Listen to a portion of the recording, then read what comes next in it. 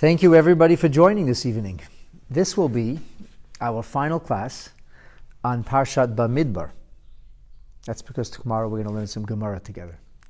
And I'm going to take you to the end of the Parsha. At the end of the portion that speaks about the census taking of the Jewish people.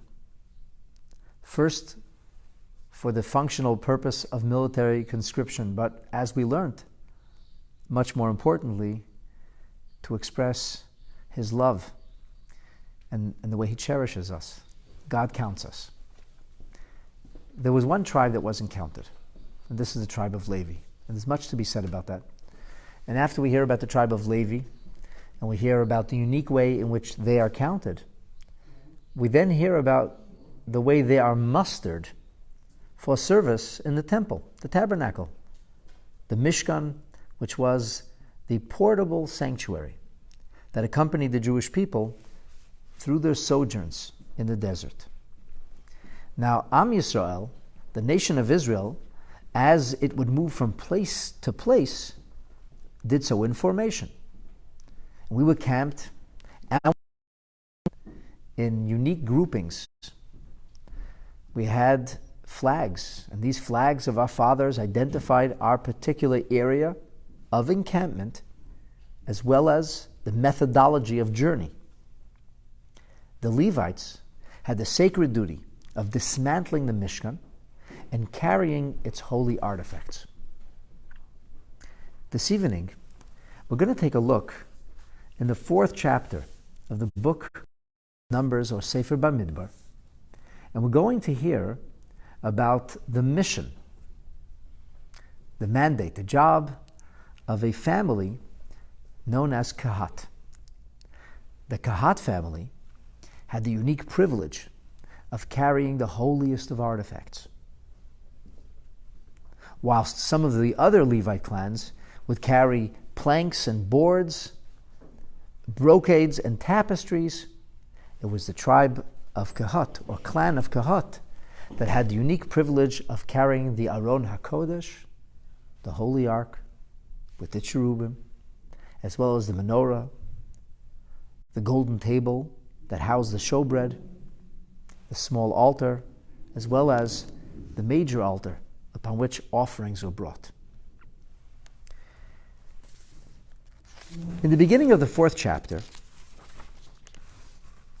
God tells Moshe Rabbeinu about counting the Levites who are going to transport the tabernacle and its furnishings. And this is done clan by clan. We don't finish it all in Parshas Bamidbar. This actually moves, or is the continued theme, into the next Torah portion as well. God says to Moshe Rabbeinu, you will take a separate census, a census of the clan of Kahat from amongst the Levites, and that this will be from the age of 30 until the age of 50. They had early retirement. According to many opinions, this was only in the desert because there was some pretty heavy lifting that had to be done. And this is the service of the clan of Kahat. Zot avodat b'nei Kahat.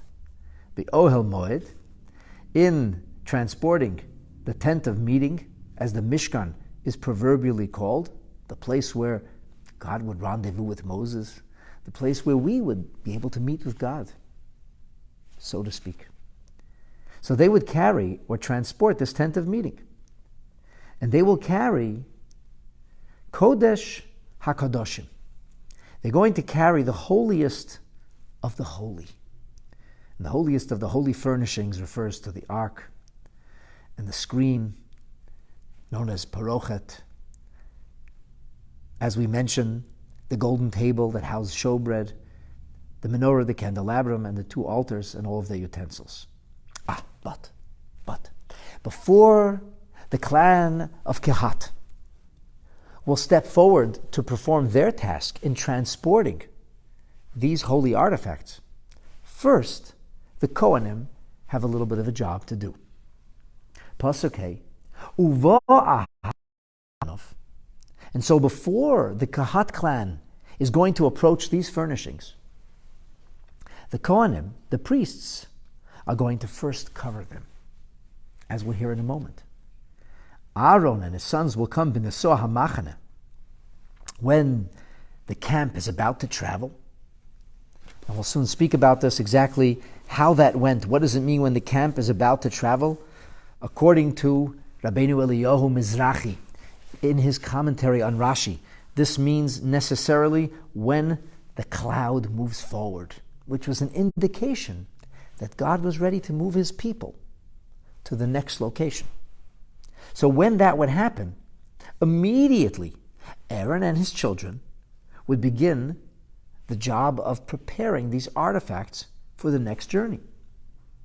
So once we know the camp is about to travel, and that's been soah hamachane, v'horidu et parochet hamasach. So Aaron and his sons must come and take down this partition curtain. The partition curtain is something that's discussed at length in numerous places in the scripture. It represents, if you will, the screen or division, the line of scrimmage between the Holy of Holies and between the area known only as Kodesh, the sanctuary, and then the inner sanctum. Surely you remember several weeks ago we learned about Aaron HaKohen being warned not to go past that screen, with the exception of the holiest day of the year, Yom Kippur, and then only when he comes as prescribed by the Torah with the proper incense. But that screen otherwise served a very, very important purpose. It was the demarcation for where the Shekhinah, where the divine presence was actually manifest. So Aaron and his sons, not the Kahat clan, Aaron and his sons, the Kohanim, had the sacred duty, the mission of taking that partition curtain down. V'chisu ba, and then they used it to cover Eit Aron Ha'edut, testimony. So the Ark of the Testimony, or the Ark which housed the Decalogue, the Luchot, Habrit, the testimony to God's covenant with us, which was in an ark, a gold box. It was inlaid with a wood box. And then it had another gold box, and inside there with the Luchot. And on top of them was the kaporet, the cover, a very thick slab of gold with these stunning angelic figures protruding with their wings spread above, as we learned in some classes when we discussed the building of the Mishkan and its furnishings. So they have to take this curtain down, and the ark and the cherubim are covered over. Why does that have to happen? Well, if you want to appreciate what's really going on here and why this has to happen, so then you need to take a look a little bit further to these verses. But I want to take you to the end of the Torah portion. At the end of the Parsha, God speaks to Moshe Rabbeinu again, and he instructs him to convey these words to Aaron. He says, don't let the family of Kahat be eliminated from amongst the Levites. Right. Don't let them be eliminated. That's what it says. Tachritu. The word tachritu shares a common root with the word karet, which means to cut off. It represents premature death. Bad stuff. Elimination from this world. Don't allow them to be eliminated. And then the Torah goes on to say, V'zot asulahem v'choyu. Do this for them so that they should be able to live. V'lo yamutu. And not die. Why would they die? Why does Aaron have to do something for them so that they aren't eliminated? Why did the Kohanim have to prevent the Kahat clan from dying? Why should they die? Well, here's the thing. You're working in a nuclear reactor. They're dealing with some of, if not the most intense holiness on the face of earth. And therefore, B'gishtam el Kodesh HaKadashim, when they will come to approach the holiest of the holy things in order to carry them, as was described, talked about that at the beginning of chapter 4. So when that happens, so Aaron uvanav Moshe It is Aaron, his sons, who must first come. And only when they first came can they can they then appoint each person to his task load. Okay, so Aaron has to come first, and then he the tasks. What's he doing first? Why on site? If it's just about apportioning tasks, he could simply say, you go into the Holy of Holies, you will carry the ark. But the Torah says, no, they need to be there. So the Torah finishes with the words, V'lo yavo'u lirot kivala et hakodesh, so that the clan of Kahas must not be there to see these holy furnishings wrapped up.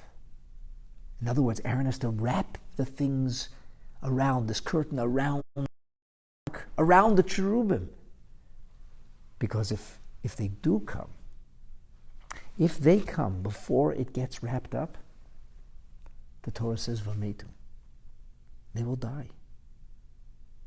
Only Aaron and his sons were given the privilege and the wherewithal to be able to withstand the radiation of such holiness. Only they were allowed to take that curtain down, to actually see the ark up close, and then to cover it. If the Kahat clan, now we're talking about Levites, these are no small potatoes. These are the people who did not participate when it came to the sin of the golden calf. This is the tribe that Moses called upon time and again when he needed absolute, unquestioning loyalty. This is the tribe that never said no to Israel. They were a cut above. They were going to carry the ark. That was no simple thing. When they carry the ark, it says the ark actually carried them. So these are supremely equipped individuals, people with very special souls who have the ability to do this, but not to come too close and see. Only Aaron, only the Kohanim can perform that task. So it's pretty clear that it was danger in going close to the ark, for if they would go too close to the ark and they would see it before it was wrapped, vametu. And that's how Parshat Bamidbar ends. It ends with the word, and they would die. Torah Chayim, our Torah of life, concludes a parsha with the word, and they will die. It's kind of strange. It's unusual.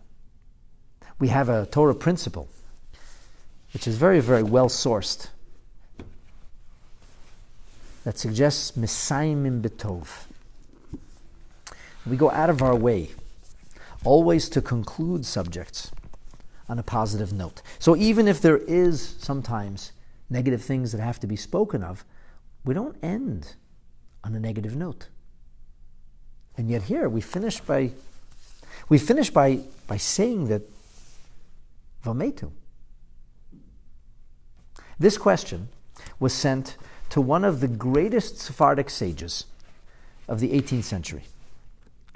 I refer here to the great Gaon and Tzaddik, Rabbi Yosef Chaim of Baghdad, who is better known to most people as the Ben Ish Chai. Ben Ish Chai was one of the books that he authored.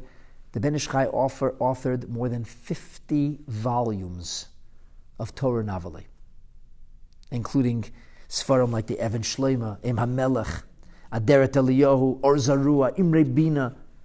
He authored the Ben Yehoyada on the Gemara, the Ben Ish Chayil, the Ben Yahu. He's an amazing Torah genius, an incredibly holy man. He was born at the end of the 18th century, and end of the 17th century, end of the 18th century, Tov Kuf Tzadik Dalad. He was appointed the Rav of Baghdad at about the turn of the century, a little later, within the first decade or two of the 19th century, and he was the supreme rabbinic authority and the spiritual leader of a very powerful Jewish community for more than 50 years. So he once received a letter, and this is documented in his famous responsa, Shailas Tshuvas Rav Pa'olim. And the people, they asked the question, and I want to quote, because this is so beautiful. They said, Rebbe, we don't understand. It says at the end of the Parsha of Bamidbar, V'lo yavo lirot kevala et hakodesh v'metu. It says they won't come and see these holy artifacts as they're being wrapped, and they will die. And they wrote v'kosha. This is so hard to understand. Halo in Mesaimim haseder b'davara. We wouldn't end an order of Torah on such a negative note, as is written in the Code of Jewish Law, in chapter 138 of Orach Chaim. Yoreinu Hamorei Tzedek, show us, teacher of righteousness, and may the Almighty give you recompense. The Ben Ish Chai responds quite unusually. He says to these people, he says, why are you asking me this question now? This is not a new idea or a problem, he says. This problem shows up in the third parsha of the Torah. Parshas Lech Lecha ends with the words, Vayamat Terach Bechoron. And Terach died. Terach's the father of Avram. He died. I mean, that's not positive. In the book of Leviticus, Parshas Mitzorah, which we spent a lot of time on together, finishes off with the notion of ritual impurity. U'li'isha sheyishkav im tameya. The man who might cohabit. And we end with the word impurity. And he says there are many other examples of this. And the Ben Ish Chai suggests that the end of a Torah portion is not really the end, because our tradition is that the Torah is read aloud and that people are called. Originally, these people were called to read the Torah. Later on, so as not to embarrass one who could not read the Torah himself, a shliach, an agent, was appointed to read the Torah on behalf of those who would be called up, and they would recite blessings. I'm sure you're familiar with this. We call it an aliyah. It's traditionally associated with bar mitzvah, a young man's ascension to manhood or adulthood, Jewish majority, which is celebrated when, yes, he gets his first aliyah. So the end of the aliyah is Asher Natan Lanu Torah Emet V'chai Olam Otah B'tochenu. God who has given us the Torah and implanted eternal life amongst us. And we finish off by praising and thanking God who gave us the Torah. So the Ben Ish Chai says, it's not finishing on a negative note. But he says, if you are going to be reviewing the Torah portion prior to its being read in the synagogue, which a Jew is halachically supposed to do, supposed to review the parsha on our own, along with it being read in the shul, on a very basic level, we're supposed to study the Torah portion. And on a technical level, one is actually supposed to read each verse of the scripture twice, and the Targum, rendered by Onkelos, once. It's called Shnayim Mikra V'Echad Targum. It's called being Ma'aver Sedra, to review the Sedra. He says, well, I do think that when you finish reviewing the Sedra of Bamidbar, you shouldn't end with that last pasuk. Either go back to the pasuk, the verse before, and recite it, or maybe even move into the next Torah portion. So he doesn't really answer the question. I mean, on a technical level, in the way we read the Torah today, you wouldn't be finishing on a negative note. But still, Parshas Bamidbar ends with the word death. How could such a thing be? I've never seen an answer to this question. But today, I think maybe I realized that there may actually be another way to understand this. I want to share with you a fascinating teaching of the Rebbe about these coverings. The notion of what it really represents. And then I'll share with you an interesting medrash. And you be the judge. If perhaps, after all, we aren't speaking about something that's wholly negative, but in fact, this could be seen as a very lofty form of spiritual pursuit. Let's go back to the source. The beginning of chapter 4. So in the beginning of chapter 4, when we speak about this notion, this idea of these holy artifacts being covered, Rashi tells us that they are Kodesh HaKadashim. That's the verse you read, verse 4. And Kodesh HaKadashim, Rashi says, means HaMekudash Shebekulam, the holiest of they, and they are the Aron, the Shulchan, the Menorah, and so on and so forth. And so he says, Uba Aharon Uvarnav. Aaron and his children will first come in, and he says, Yachnisu kol kli ukli lenartekoi. They will place each one of these artifacts in its covering. HaMefurish lo beparsha zu, which is clearly spelled out and articulated in this very parsha. V'leyitztorchu halavim b'nei kahos. They will not, the Kahat clan will not need to participate in doing this. That's not their thing. Elo laseit. Their job will be to carry these artifacts, but not to cover them. And so, bin soa hamachane, which Rashi says means kisha ha'anan mistalek, when that cloud begins to lift, we know it's time for the journey. Heim yodin sheyiso. Everybody knows the time has come. If the time has come, we must be ready. The trumpets are blaring. The cloud had lifted. We knew what was coming. It was time to journey forward. And as such, we had to be prepared. And we go on to read in verse 6. The Torah tells us that when Aaron and his children would finish wrapping the Aron in the actual partition curtain, then it says, V'nosnu alav kisui or tachash. Then they would put a covering of a leather. It sounds like a soft leather, a pliant leather, a tachash skin on top of it. And the tachash is an animal who we believe, according to Midrashic teaching, had very, very luminescent and colorful skin. Beautiful, beautiful skins, beautiful hides. We're taught that tachash doesn't exist anymore. Maybe it's the unicorn, I don't know. The tachash only existed for a small amount of time, and his skin made specifically for this purpose. And once he served this purpose, the tachash became extinct. So uparsu beged klil tcheles, they would also put a pure turquoise wool cloth, a wool cloth bag momala, the samu badav, and they had to make sure the poles were in place.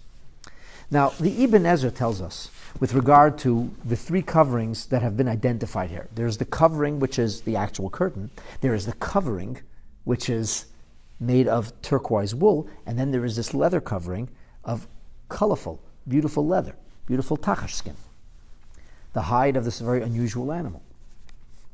So the Ibn Ezra says, it seems to me that after wrapping the ark in the curtain, then they would take the wool cloth, the wool bag, and place it over it.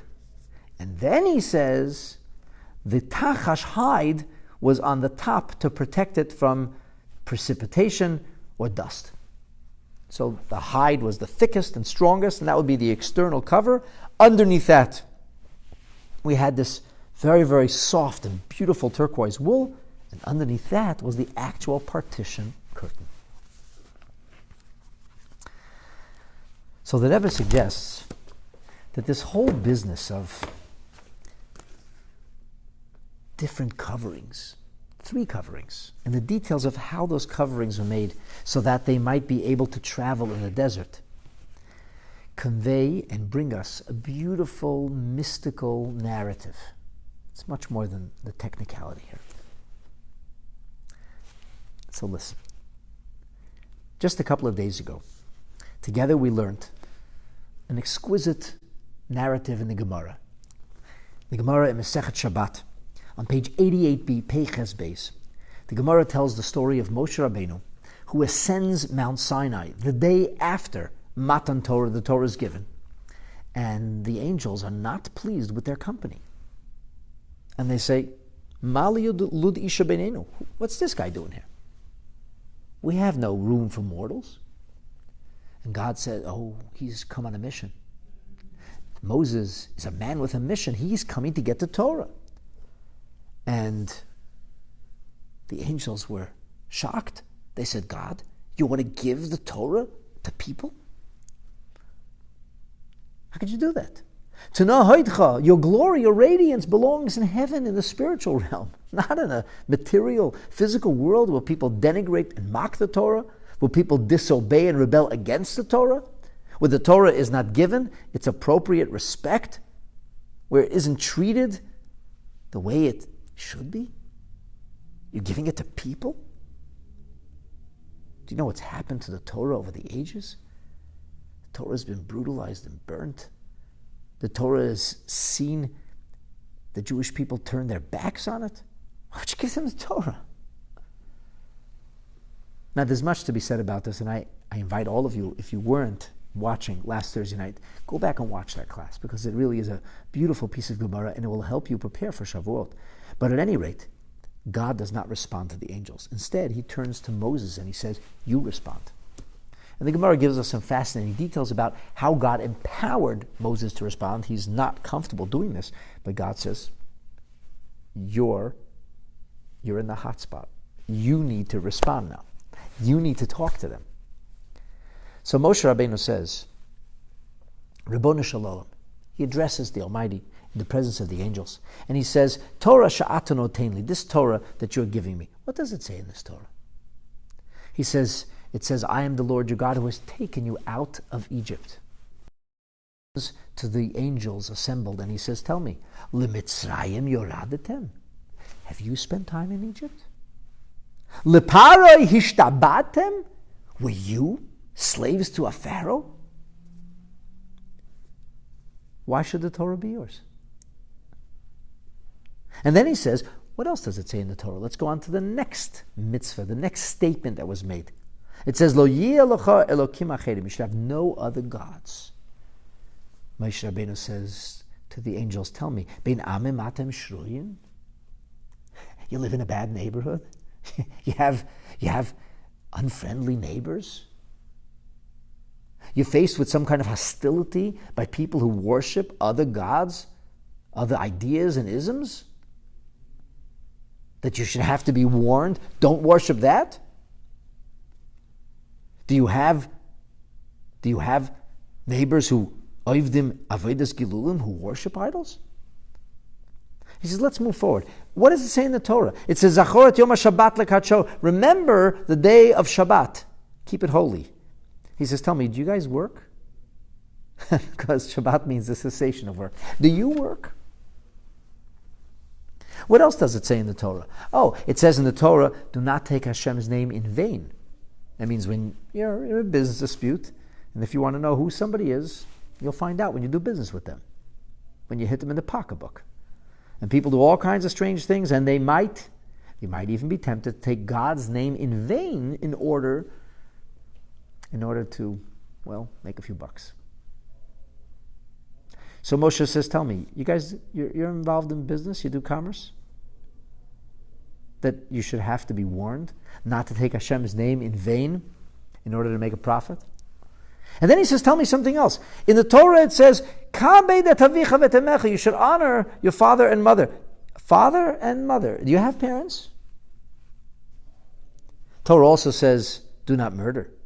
Torah says, don't fornicate, commit adultery. Torah says, don't kidnap. So tell me, says Moshe, is there jealousy or lust amongst you? Do you have an evil inclination that you might be inclined to do this kind of immoral behavior? What's Moshe Rabbeinu really saying? I mean, the angels, they knew that that's what it says in the Torah, and they knew that Moshe Rabbeinu was living in that reality, and they weren't. Did Moshe really say anything that's novel or new? Did he point out something which wasn't obvious?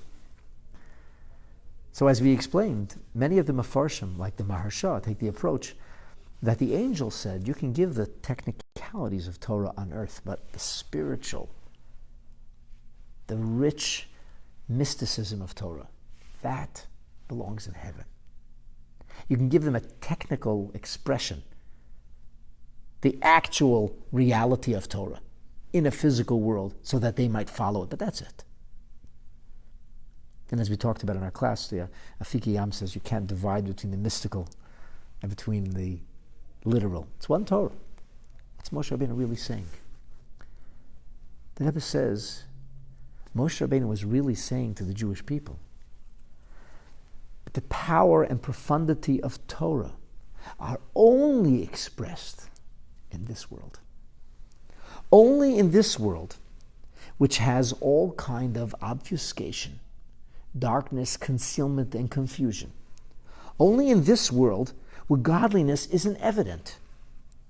Only in this world where people are pulled in different directions.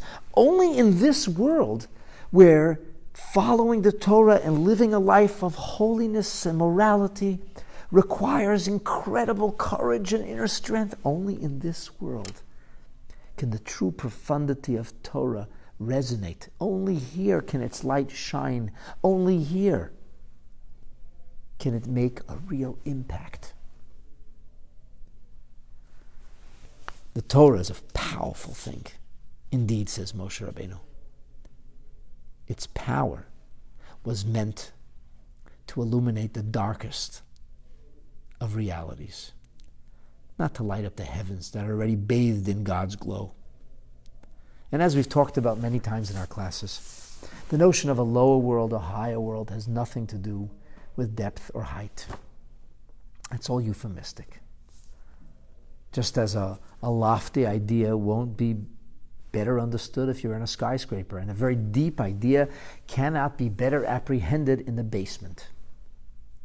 The notion of a lofty spiritual world is a world in which they sense the truth about the Creator, in which they sense the Creator's presence.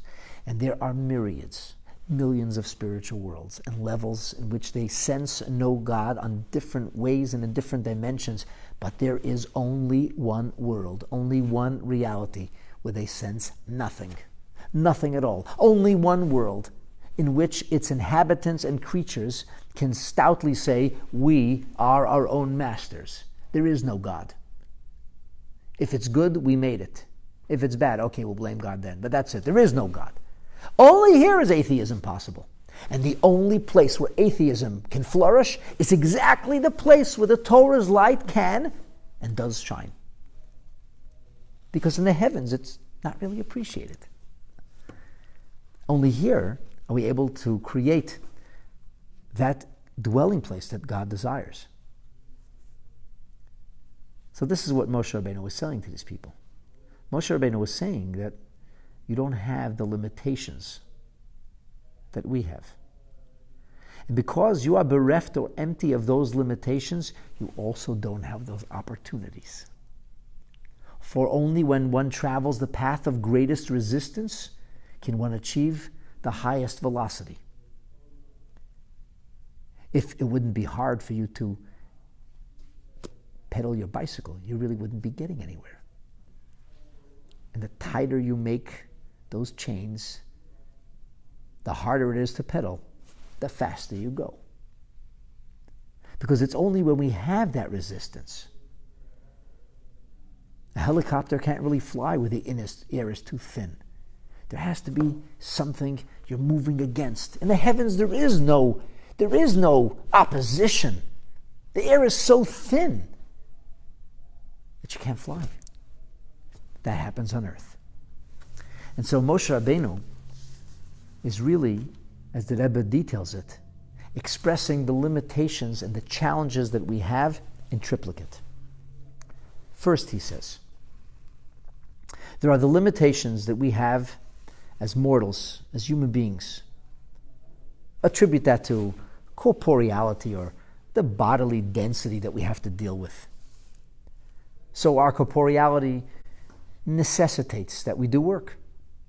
If you don't work, you starve. I mean, you need to work. People need to do things, need to get things done. So Moshe Rabbeinu says, you do business. You got to have an economy. What kind of challenges, bodily challenges, what do you need to do to exist? What do you need to do to earn your bread? The answer is nothing. You're angels. Angels don't have to do anything. That world doesn't require earning bread by the sweat of your brow. You have parents. Parents are the byproduct of our corporeality. We didn't need parents to create our soul. Our soul was extant before our parents got together. But when our parents came together, our souls were brought forth. So the fact that we are here in a physical sense is reflective of the notion that we have parents. Moshe says you have parents.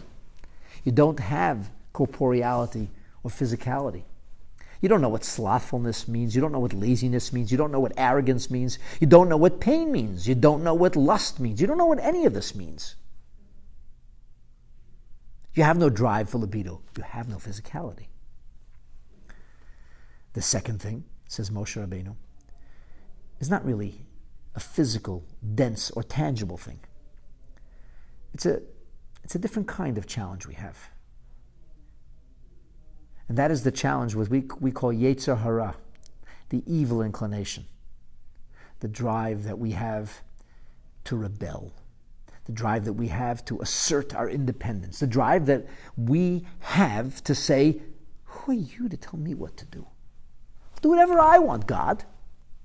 That really essentially is what the Yetzer Hara is saying. Obviously, the Yetzer Hara, the evil inclination, gets you to do things that you enjoy, that things that give you a sense of satisfaction or fulfill your drive for libido.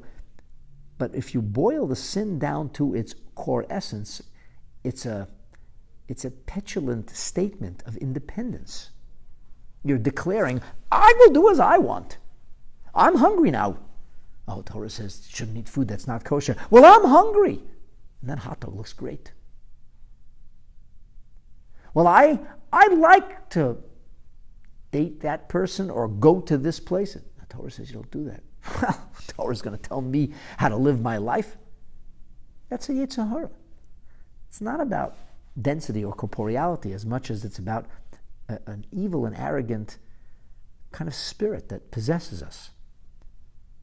It's almost like a demon, if you will, an animal that's only looking for himself or herself. So Moshe Rabbeinu addresses this. He says, tell me, you have jealousy? You're jealous of anybody? You know, they have possessions, and you want to have those possessions too? People are jealous. It's human nature. Everybody gets jealous fairly easily. Now you'll ask me, how can the Torah prohibit jealousy? That's a very good question. Our sages asked that. And the answer is, to have a jealous impulse is to be human. To ruminate on that jealous impulse and then to try to do something about it is immoral. When the Torah comes along and says, don't do this, it means don't take an action, don't choose to follow that path. And Moshe Rabbeinu says, tell me, you have a drive to do that? Come on, you're angels. Yetzer Hara yesh beinechem. You don't have any of that. And lastly, Moshe Rabbeinu spoke about the lousy neighborhood. He says, tell me, you have surroundings that threaten to engulf and inundate and overwhelm you? You have a surrounding that seeks to assimilate or to harm you? You have an atmosphere that mocks and denigrates everything you believe in? You don't even know what that means. There are people around you worshiping all kinds of other things, laughing at what you choose to worship. Do you have to struggle with things like that? And so these are the three limitations, the bodily limitations, the limitations on the level of spirit as an evil inclination, and finally, the environmental challenges.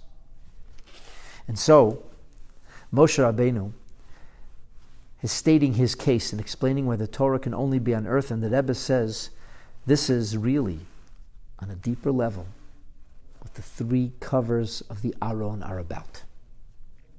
The Aron, let's talk about that box, that gold box, that ark, in which were placed the luchot which represent the essence of the Torah. The various covers around it represent the things that seek to conceal, darken, or obfuscate the Torah's message. So as long as the ark is in its rightful place in the Kodesh HaKadoshim, the ark can be there in its full glory, in its full resplendent beauty. It can radiate. It's not a problem. It's available, so to speak. It's open. But then, But then the ark has to leave its place. Why does the ark leave its place? Well, proverbially speaking, we have to journey forth. We have a new challenge, a new plateau to achieve. That's what these journeys actually represent. On a very literal level, they seem to be wandering in circles, but on a deeper level, this represents the challenges and the sojourns of the Jewish people through history. In fact, there's this tradition that every one of us has to experience 42 journeys. So says the Degel Machne Ephraim, grandson of the Baal Shem Tov. A teaching he maintained he heard from his grandfather. And that the nation of Israel experiences during the course of its exilic dispersion 42 major challenges, 42 major journeys. And why? Why do we have all these journeys? Why do we have all these difficulties? Why do we have to travel and journey and overcome all kinds of heat and painful, difficult challenges just to reach another plateau? The answer is yeah. Because by going through these journeys, we reach the final journey, which takes us home into Eretz Yisrael in the era of Mashiach. And so in those journeys, there are coverings over the Torah. There are coverings. The first covering is the pareiches. The first covering is the actual curtain, the partition. And the partition, the Rebbe suggests, the thing that was closest to the Holy of Holies, that represents our own physicality, our own corporeality, which is well, lazy, unwilling, unexcited or undermotivated, but not really bad. I mean, the body just wants to eat and sleep. It's not sinful, it's not evil per se. And then there's another covering. And this covering represents the things that kind of our body gets wrapped up in. We get wrapped up in lust and in craving, in jealousy and anger. And these are the things that kind of can turn us evil. It's not innate just being a human. It's the ugly side. It's the Yetzer Hara, evil inclination side of being a human. But that makes us great. It's only because we have that inclination, it's only because we have that resistance from within that we are able to create traction and we are able to go places. It's only because of the Yetzer Hara that we can actually rise and shine and reach greatness in the realm of the Spirit. It comes from. We owe the Yetzer Hara a huge thank you. Without him, we would never be able to succeed spiritually. And then there's that final covering. You know, the one the Ibn Ezra said protects you from rain or dust, the inclement environment or atmosphere. That hide, that colorful hide of the Tachash, represents what's really on the outside, surrounding the ark. That's the outer cover or outer challenge that we experience. So let's think about this. What are we really saying? We're really saying that in order for the Torah to be able to be propelled forward, in order for us to be able to make this journey, we need all this concealment. What would happen if we wouldn't have all this concealment? What would happen if we wouldn't have a lazy, slothful, arrogant body? What would happen if we wouldn't have an evil inclination? What would happen if we wouldn't have those around us mocking and denigrating and challenging us? You know what would happen? We wouldn't be human. We wouldn't be able to accomplish the things Hashem wants us to. We wouldn't be able to make this world a godly place. That simple. We'd expire. Life would be pointless. I want to share a medrash with you. The Medrash tells us that when Moshe Rabbeinu approached the tribe or the clan of Kehat, and he told them about this journey or mission that they had, that would be carrying the ark, they were not pleased. They weren't pleased. The Medrash Rabbah says, "V'shosh nitztavu b'nei Kahos," at the time when Moshe Rabbeinu instructed the clan of Kehat al Masa Ha'aron, on the carrying of the ark, Nityoru, became very fearful. Hitchilu tzvachin al Moshe. They began to shout at Moses, it says. They said, Harei anu mai meitim, we're going to die. Now listen to the next words carefully, my friends. He said, we will die. Kishemetu b'nei Aharon, in the same way that the children of Aaron died. Do you remember why Aaron's children died? On a deep, mystical, and spiritual level, as the Or HaChaim explains and as Chassidus develops in the most remarkable and magnificent way, the children of Aaron got swept up in holiness as they were clinging to God. And they left their physicality and corporeality behind. So the soul simply separated from the body. That's what they were afraid of. They would take one look at the ark and be overwhelmed by its holiness and be swept up in its fervor. So they said, we're going to die. Does God respond? Just as I created a circumstance, a patch, a fix for Aaron, as it says, Bezotia of Aaron, only on the whole day of the year and only in a special way and only with the incense and so on and so forth. He comes in a cloud and a plume. Kach lemishpachot hakati. So too for the family of the Kahat. I will make them, I will fix things so that they won't die. And that's the meaning of al tachritu. That's the meaning of so that they shall not be eliminated. Zot asu lahem. Do this for them v'choyu. In other words, the vametu that we speak here is not death in a negative sense. We speak here about a death that's caused by spiritual rapture. We speak here about a cleaving of the soul to its maker to the point that it can no longer live in the physical world. This is called kulot hanefesh, the soul expiring in holiness.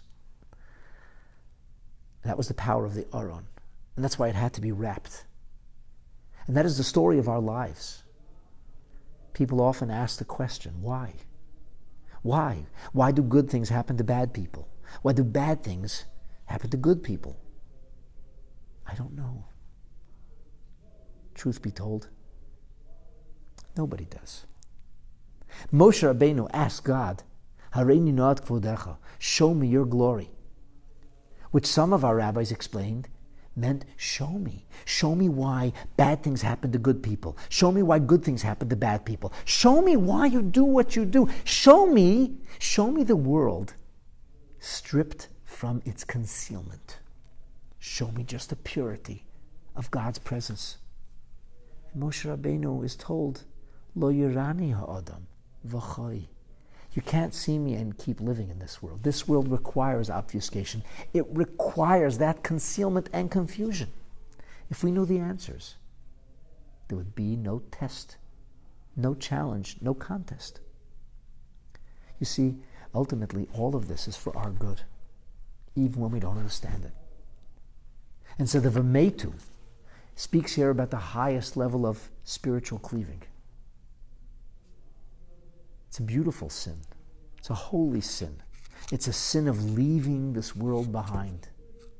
But it's still a sin because it's not what Hashem wants. Hashem wants that dir b'tachtonim. Hashem wants us to dwell right in this world and to deal with its foibles and difficulties. And yet, despite it all, to remain loyal to Him and express our devotion and not veer off the path of righteousness. You know, when you think of it this way, the Torah doesn't really end on a negative message. The Torah says, don't get swept up in holiness. That's really how Parshat Bamidbar concludes. Parshat Bamidbar then concludes, in a sense, with the words that you have a mission and you have a purpose. They cannot. The tribe of Kahat, who in some ways is every one of us as we carry the Torah forward, cannot come and see the Torah, the truth, the Aron, the cherubim unwrapped. The Metu, because that would cause us to simply cease to exist. These are difficult times and many people are suffering. Many people have lost loved ones. Many people have lost their livelihoods. Lives are disrupted. People are frustrated. So many people have asked me why. I don't know. But this I do know. I do know that whilst we can't know why, we do know what. And what is to continue to move forward. Carry the Torah proudly. Realize that it is not a burden but a privilege. And let's do the best we can to get through this final journey. Because, my dear friends, the next destination is nothing short of Eretz Yisrael Hashlema, the final destination, the last journey that will soon end with the coming of Mashiach. B'mheira will be Ameinu Amen.